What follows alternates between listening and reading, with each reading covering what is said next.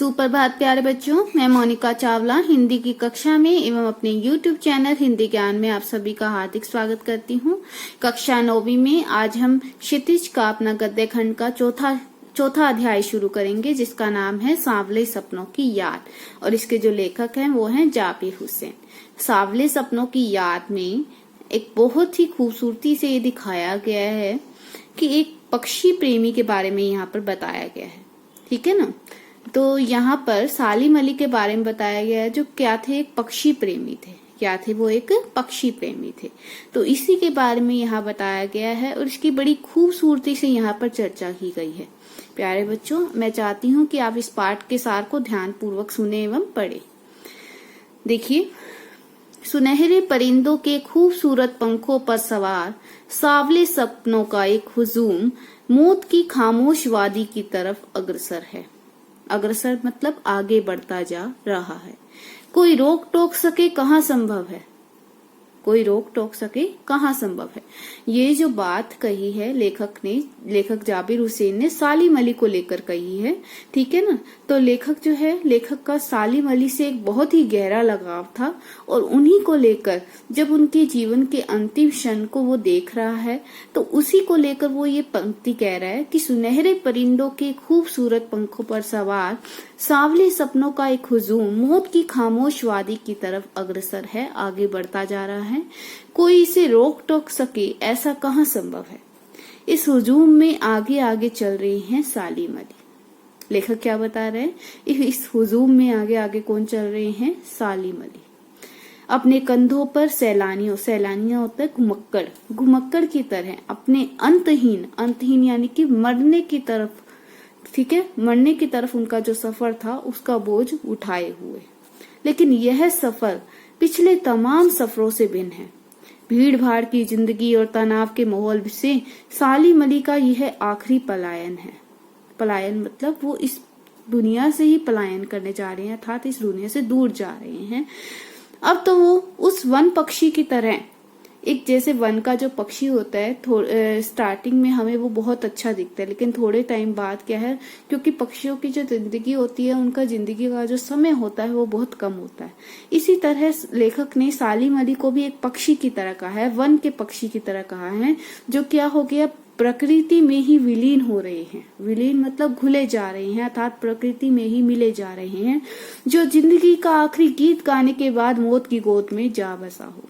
कोई अपने जिस्म की हरारत यानी कि गर्मी और कोई अपने दिल की धड़कन देकर भी अगर उस पक्षी को लौटाना चाहे, तो वह पक्षी अपने सपनों की गीत दोबारा कैसे गा सकेगा। था ऐसी इस लाइन का पूरे का ये मतलब है कि जिस तरह एक वन का जो पक्षी होता है, उसका जो जीवन होता है वो क्षण भर के लिए होता है, थोड़े टाइम बाद वो भी प्रकृति में मिल जाता है।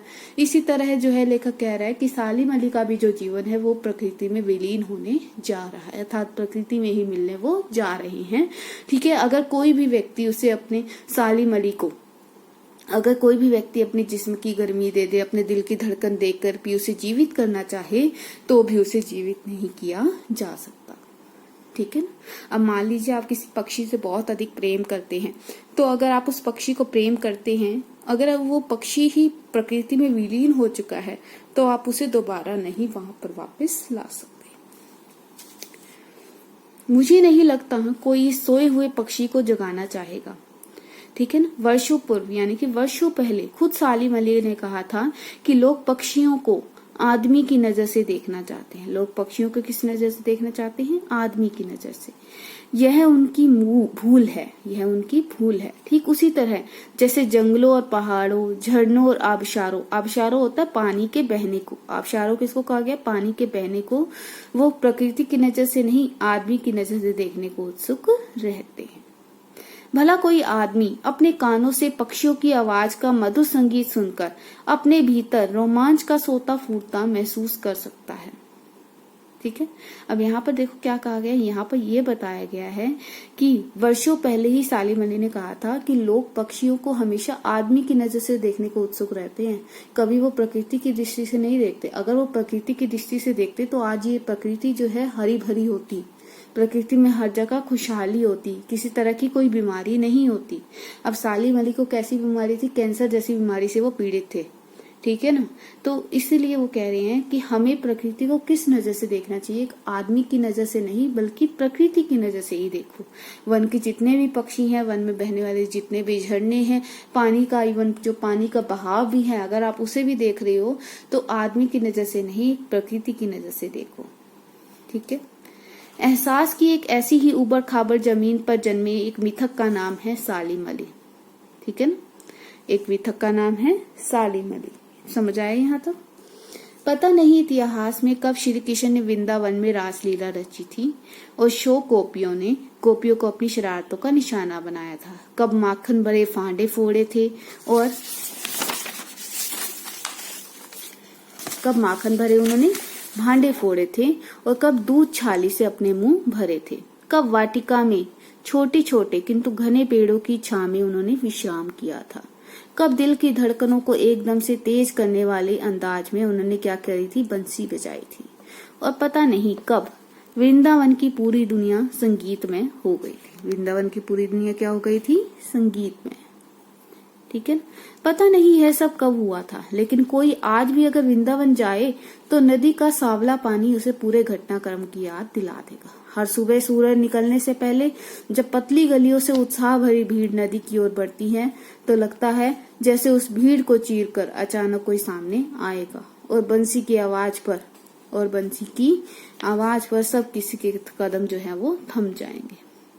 हर शाम सूरज उगने से पहले जब वाटिका का माली सैलानियों को हिदायत देगा, ठीक है ना, यानी कि वहां जो लोग घूमने फिरने आएंगे उन्हें हिदायत देगा, सलाह देगा, तो लगता है जैसे बस कुछ ही क्षणों में वो कहीं माली सैलानी वो कहीं से आ टपकेगा और संगीत का जादू वाटिका के भरे पूरे माहौल पर छा जाएगा। वृंदावन कभी कृष्ण की बांसुरी के जादू से खाली हुआ है क्या? ठीक है ना, यानी कि यहाँ की कृष्ण के माध्यम से किसके ऊपर वो किया गया है संकेत, सालिम अली पर। यस, आगे देखिए। मिथकों की दुनिया में इस सवाल का जवाब तलाश करने से पहले एक नजर कमजोर काया वाले उस व्यक्ति पर डाली जाए। सालिम अली का जो शरीर था वो काफी कमजोर था, ठीक है ना, जिसे हम किसके नाम से जानते हैं, सालिम अली के नाम से। उम्र जो है उनकी 100 तक होने वाली थी। 100 की उम्र तक पहुंचने से पहले ही उनका जो है देहांत हो गया था। उम्र को शती तक पहुंचने में थोड़े ही दिन तो बचे थे। संभव है लंबी यात्राओं की थकान ने, मतलब वो बहुत ज्यादा यात्रा करते थे क्योंकि उन्हें प्रकृति से बहुत लगाव था, ठीक है ना। जहां भी जाते थे उनके गले में हमेशा दूरबीन ही टंगी हुई मिलती थी हमें। तो लंबी यात्राओं की थकान ने उनके शरीर को कमजोर कर दिया था और कैंसर जैसी जानलेवा बीमारी उनकी मौत का कारण बनी थी। लेकिन अंतिम समय तक मौत उनकी आंखों से वह रोशनी छीनने में सफल नहीं, मतलब उनकी आंखों की जो रोशनी थी वो वैसी की वैसी ही बरकरार थी। देखो, आयु बेशक ही 100 तक पहुंचने वाली थी लेकिन आंखों की रोशनी कम नहीं हुई थी। जो पक्षियों की तलाश और उनकी हिफाजत के प्रति समर्पित थी। हिफाजत यानी कि सुरक्षा के प्रति। सालिम अली की आंखों पर चढ़ी दूरबीन उनकी मौत के बाद ही उतरी थी, क्योंकि वो क्या करते थे, दिन रात उस दूरबीन से क्या करते थे, प्रकृति को निहारते रहते थे, पक्षियों को देखते रहते थे, ठीक है ना, पक्षियों की हिफाजत करते थे। उन जैसा बर्ड वॉचर शायद ही कोई हुआ हो। बर्ड वॉचर होता है पक्षियों को निहारने वाला, ठीक है ना, उनको बोला जाता है बर्ड वॉचर।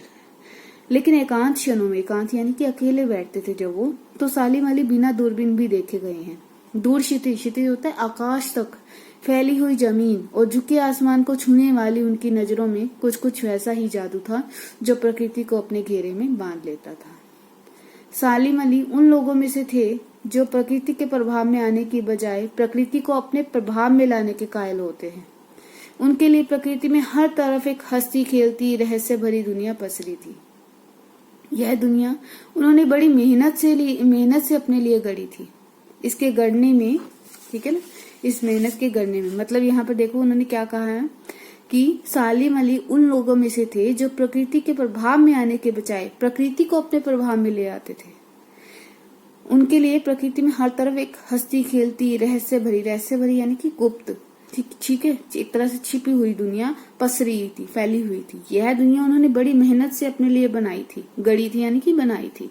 इसके गढ़ने में यानी कि इसके बनाने में उनकी जो जीवन साथी थी तहमीना, सालिम अली की जीवन साथी का क्या नाम था, तहमीना, ने उन्हें काफी मदद पहुंचाई थी। तहमीना स्कूल के दिनों में उनकी सहपाठी रही थी।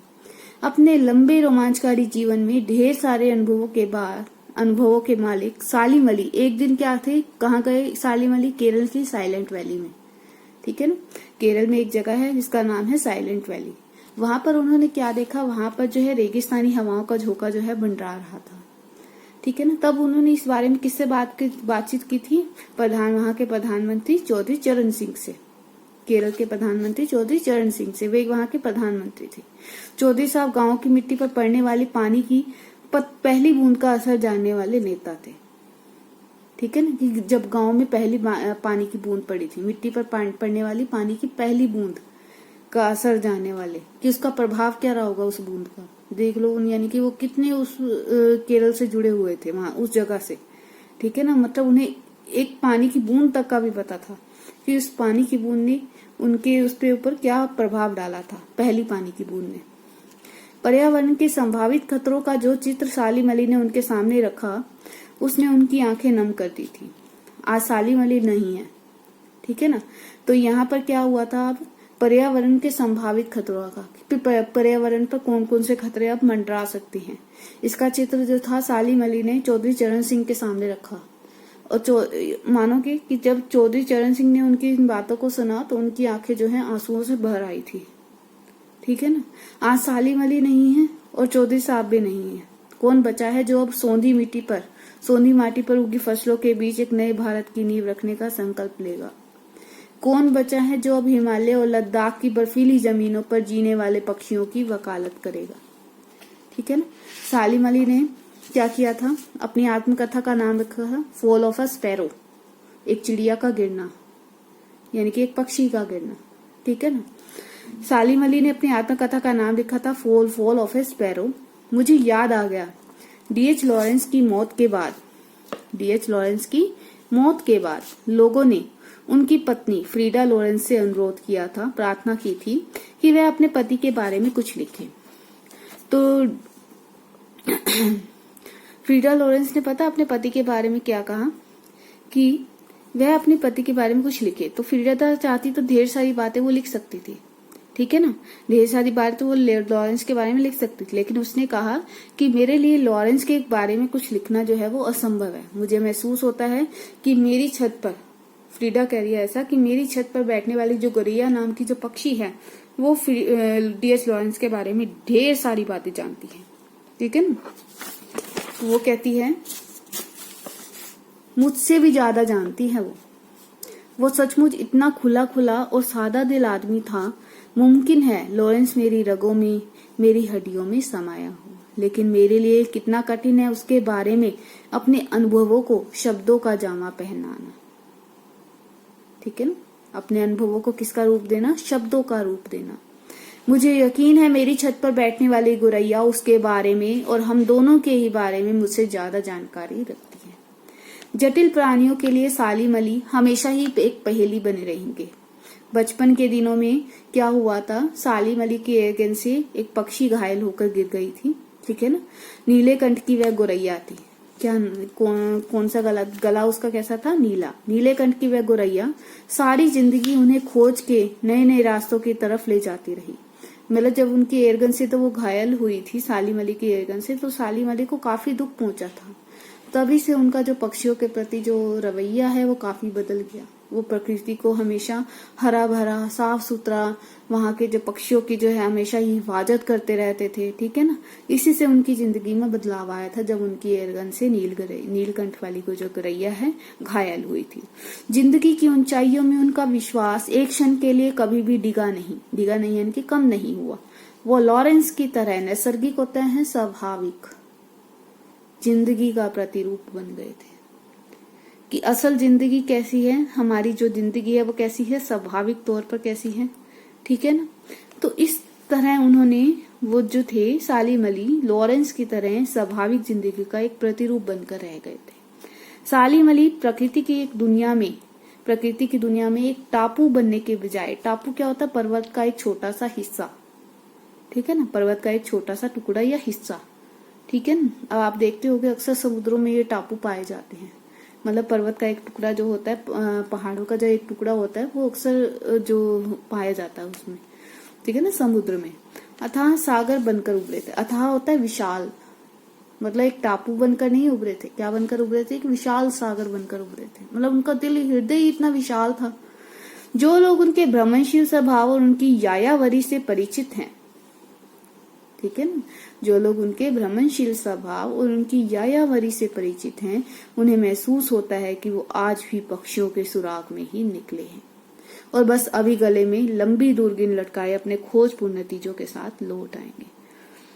तो यहाँ पर लेखक जो है जाबिर हुसैन वो कह रहे हैं कि अभी भी कुछ लोगों को ये यकीन है कि सालिम अली जो है वो भरे भ्रमशील स्वभाव के थे और सभी लोग उनकी यायावरी से भी परिचित थे कि वो घूमने फिरने के कितने शौकीन हैं, ठीक है ना। उन्हें महसूस होता है, कई लोगों को तो आज भी ये महसूस होता है कि सालिम अली जो है आज भी पक्षियों के सुराग लेने के लिए निकले हैं, ठीक है ना, कि कोई पक्षी को किसी तरह की कोई तकलीफ तो नहीं है, कोई किसी दर्द से तो नहीं गुजरा, प्रकृति में कोई संकट तो नहीं है, इस चीज के लिए वो निकले हैं और बस अभी गले में दूरबीन लटकाए अपने खोजपूर्ण नतीजों के साथ वो वापस लौट आएंगे। जब तक वो नहीं लौटते क्या उन्हें गया हुआ मान लिया जाए, ठीक है ना। तो लेखक कह रहा है जब तक वो नहीं लौटते क्या उन्हें गया हुआ ही मान लिया जाए कि वो भी मतलब प्रकृति की खोज करने के लिए निकले हुए हैं।